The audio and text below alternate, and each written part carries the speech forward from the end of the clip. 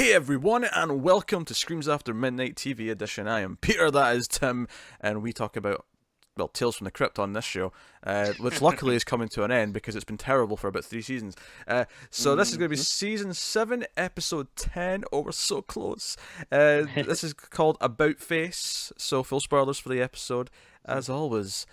So, this episode is about a priest who, or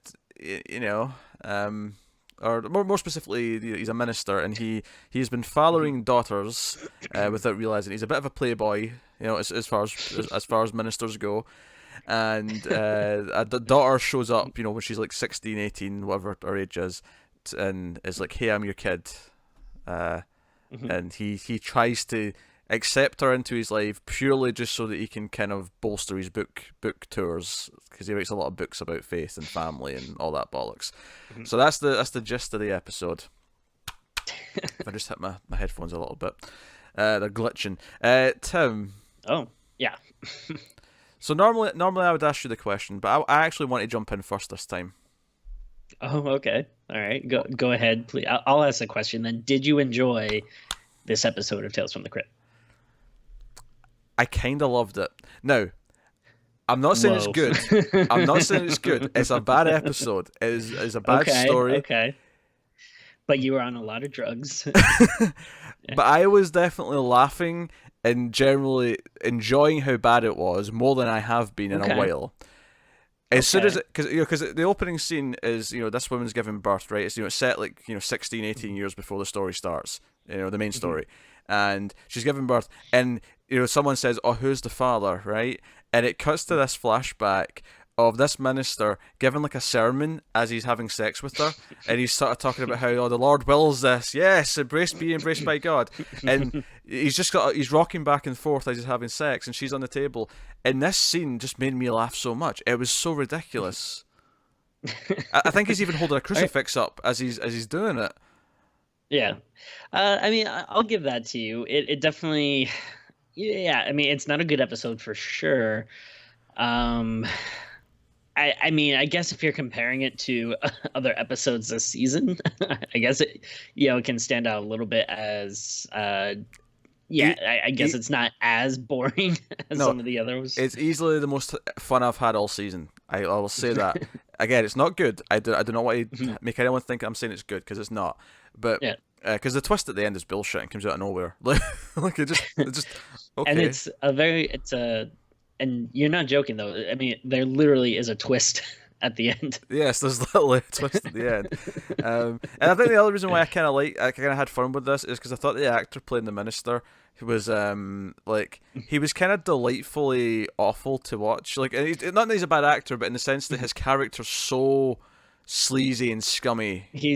He's like super dirtbag, and the guy does a good job because he's definitely like hamming it up. Like, it does kind of feel like he's having fun with it and going over the top.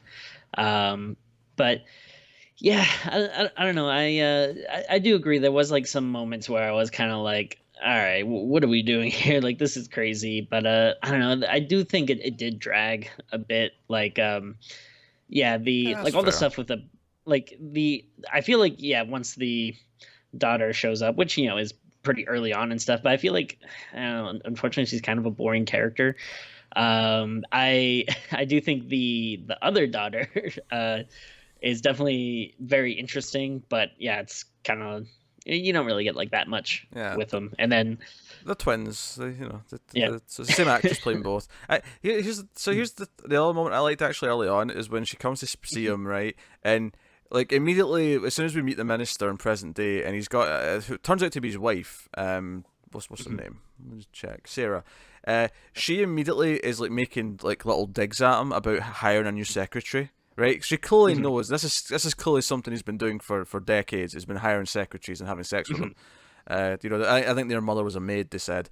But when the daughter comes in and she sits down, and when she finally says, "I believe you're my father," there's this look that Sarah gives him. It's like, "Oh, told you so." It made me laugh. There was like a little glance that just Like there was, it's not good, but there's definitely little beats in there of just. I think it's because the actors are hamming it up just enough that I was kind of having fun with some of the moments. I mean, yeah, it kind of dulls down a little bit after that, and then the tease that the sister's kind of deranged, and then the final twist, of course, is we see the sister Leah, kill his newest secretary who he's just had sex with, and then he blames his wife for it. He thinks she did it, so he strangles her, and then he's going to try and run away with the good daughter that he likes, and it turns out the twist is that the daughters are the same person. The evil sister is actually a face in the back of the head that was hidden by the hair, and it's not a million miles away from some twist we've had before, where someone's been like turned out to be like connected to someone, or I'm sure we've had something like this before. Oh no, definitely, yeah. But I just think it's funny that that's like a thing. But I mean, I guess that she must have the ability to completely turn her head around, because like otherwise when she appeared before, she would just be like weird and backwards, like her body wouldn't be facing the right way. No, I think at the end when her face her head turns around to see the good face, if you will. Yeah, she call it Two-Face. Well, she kind of looks like her face is like messed up, like it's all weird and like red and scraggly and stuff. Yeah, it's not too dissimilar from old Mr. Dent himself. But I think that scene's supposed to show that our head can completely spin. Like that's the whole point, is that our head can spin and then the analysis takes over. Because there's one scene because I actually thought the twist was going to be that there wasn't another sister, that she was just like had two personalities, because before we actually see her and see her face, the second sister, we hear. Well, actually, no, it's not before we see her, but it's because she goes and speaks to the wife, and that's the first time we see her. And then the next day, like he goes to talk to her about the sister, and the good daughter's like, oh no, I'll talk to her. She's feeling this, she's feeling that. I'll try and make her understand. I actually thought, it was like, okay, we've not seen the two sisters at the same time together, and I thought the twist was going to be that it's really just her like putting stuff on her face or something like that. And then there's a scene where once you get to the end and get the twist, where you sort of go, okay, that's why it was all close-ups. But there is a scene where they're talking to each other, and it makes it look like they're talking to each other through a curtain, because it keeps doing close-ups of their faces. But you realise later on that all it's doing is cutting to the other sides of her head.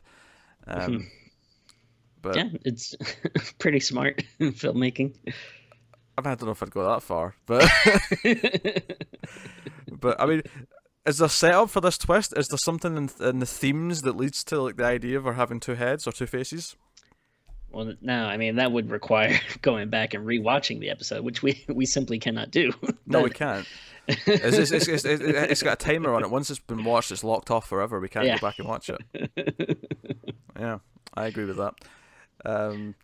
So I mean, it's fine. I mean, again, like, yeah, I'm starting to think like some of these episodes, it's like, I don't know, maybe it'd be better if you just smush like 2 15-minute episodes together or something, because I just feel like having the half hour sometimes drags it down. Like it's like, oh yeah, it's a really simple premise, and then it's like oh hey, weird gross ending. It's not bad, but unfortunately there isn't like enough other than like you said, some of the bad acting and stuff, and gets a little cheesy and funny, but other than that there isn't really much that makes it kind of stand out or be that great.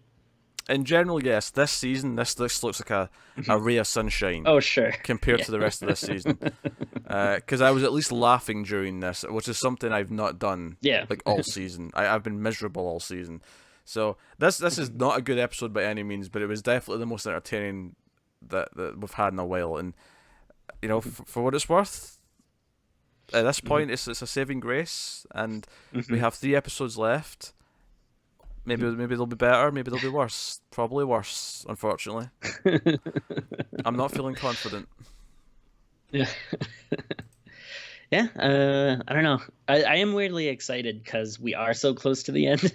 And even though, like there's really been nothing that's been good, I'd have to go back and re-look at like the episodes. But I feel like even the last couple of seasons, we'd still have at least 1 or 2 good episodes. Like this season, it's really been like nothing. So I don't know, maybe they're holding out the stops for the last few. Well, the next one's got Eddie Izzard in it, so we'll see how that goes. Ooh, okay. Like, could easily go either way.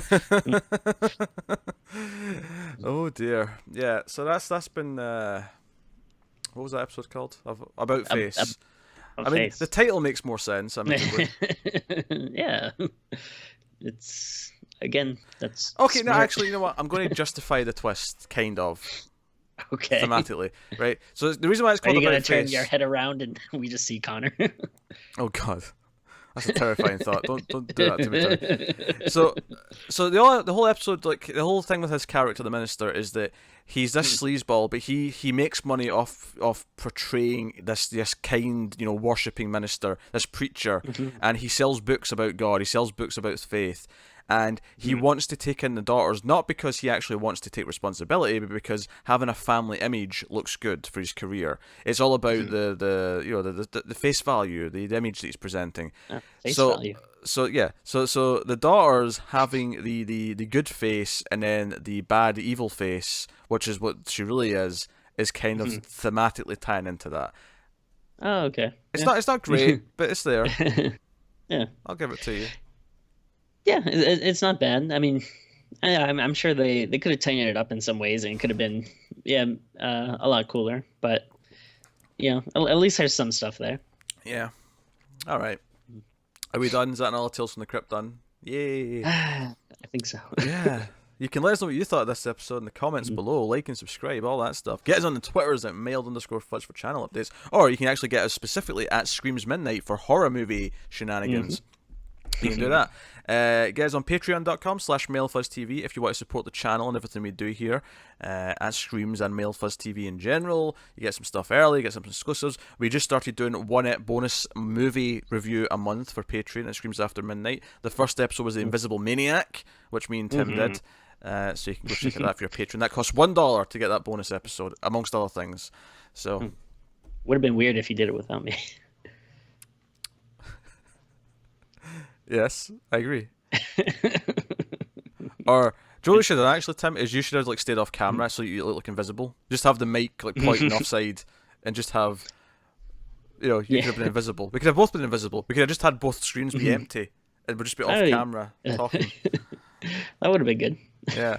Then maybe at one point throw something across the camera to make it look like something's floating or something. Yeah. I don't know.